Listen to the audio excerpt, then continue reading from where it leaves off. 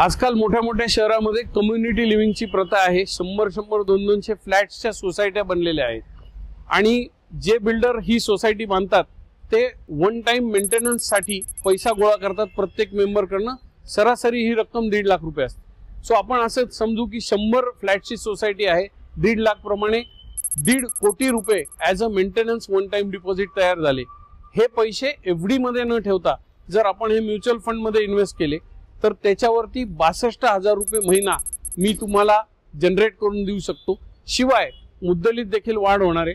असं जर आपण 62,000 रुपये महिन्याप्रमाणे 10 वर्ष त्यातनं पैसे काढत राहिलो तर आपली मूळ रक्कम जी 1.5 कोटी रुपये होती त्याचे जवळजवळ 3 कोटी रुपये होणार आहे। सो तुम्ही जर त्या सोसायटीत राहणारे एखादे मेंबर, सेक्रेटरी असाल किंवा बिल्डर असाल तर तुमच्या स्क्रीनवर जो नंबर दिसतोय तिथे माझ्याशी संपर्क साधा आणि हा प्रयोग करायला मी तुमची मदत करू शकतो।